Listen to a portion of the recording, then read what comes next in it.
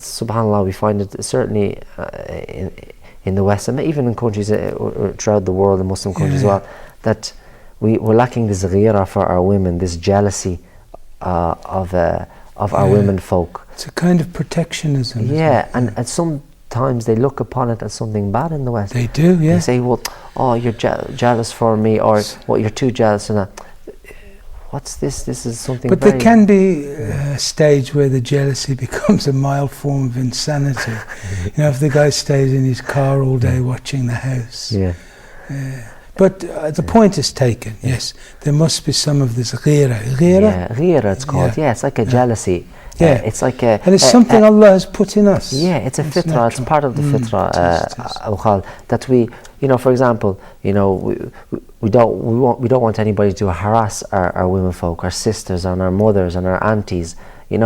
And we know the mentality of the male, and this ghira is something beautiful actually. And the Prophet ﷺ commended that and looked at, actually in disdain, and those people, Allah will not look at some of those people who don't have ghira for their women folk. That's right. So we need to be very conscious of this.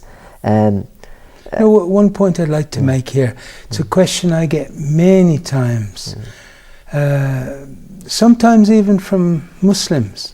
They say, look at the top nations, they drink, they eat pork, they are sexually incontinent.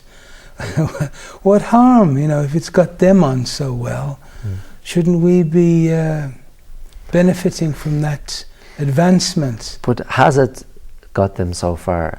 Well, they're looking at the technological advances. But we find when we analyse these societies that alcohol is prevalent, that it comes from other evils.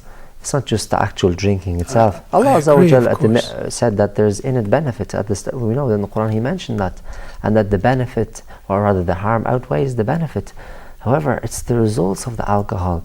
We know that it breaks up families. It causes, as Allah refers to it, it causes hatred amongst you, enmity towards amongst each other.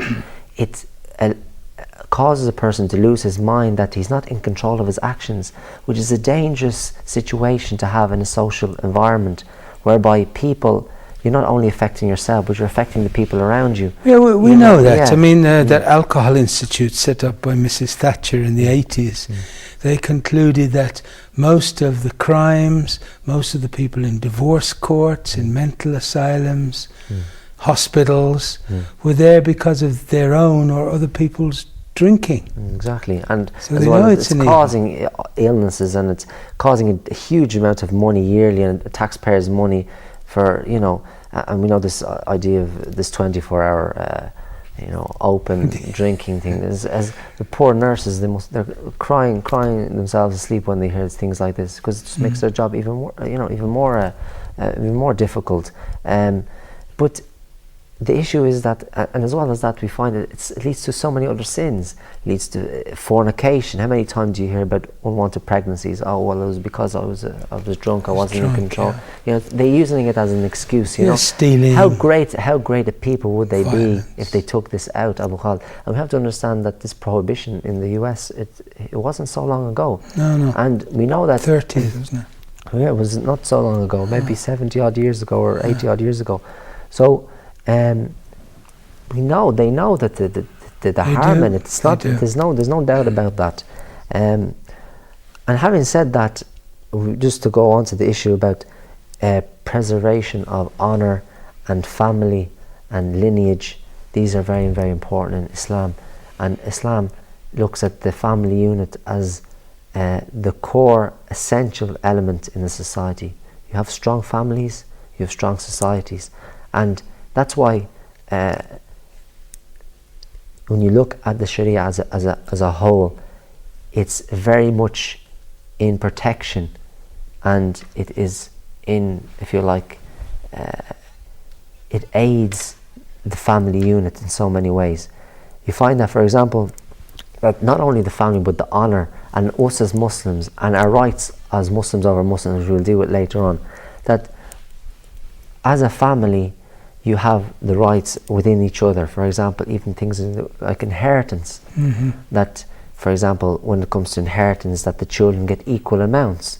Obviously, there's a differentiation between men the boys and the girls, but the differentiation is there for a reason, because in Islam we believe that the man, he takes care of the women. He has to foot the bills. He has to foot the bills at the end of the day, and that's the issue about the another right over the husband, over the wife, and the wife over the husband. Again, if we have more time, we will try and talk about that.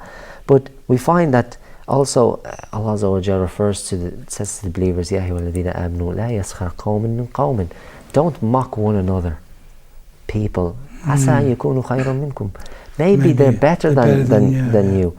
And maybe the women who you criticize and say, maybe they're better than you as well. And don't insult each other with names and call each other by nicknames and things which they don't like. This is not good. And respecting one another, Abu Khalid, on a deep level, people around you, your neighbour, the rights of the neighbour. So much so that the Prophet ﷺ said that the angel Gabriel used to talk so much about the rights of the neighbour that he thought they were going to they were due inheritance. We find that the respect goes a lot more deeper than that, not only just to Muslims but non-Muslims as well. We know of a story of Ibn Umar radiallahu anhu. He came home and he found that the family had slaughtered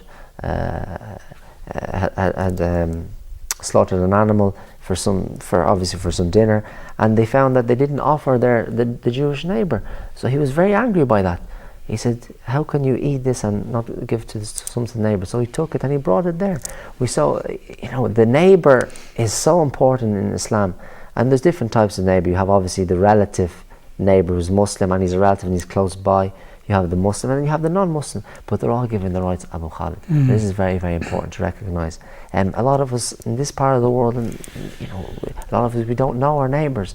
I know there was an instance. This is the high-rise culture, isn't it? It's all very kind of impersonal. Yeah. And you go up and down in the lift, or you walk up and down the stairs, and this is a sign of the times that we don't give salam to one another, or we don't talk. We're not close to our neighbours. And really we should try and do our utmost best to connect with our neighbours, even if it's just something, knock on the door and give salam, how are you, how's everything, and things like that, and ask about them.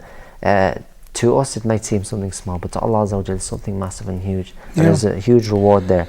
I found during my recent illness, my neighbours came round to visit. It's just so nice. Yeah, I tell you, and you feel a lot better. You feel safe. Yeah. And the issue is about safety. And the Prophet ﷺ said, warned against that person who, the neighbour feels, a sense of fear from. This is not a nice thing to have. From his tongue or his hand. Exactly, yeah.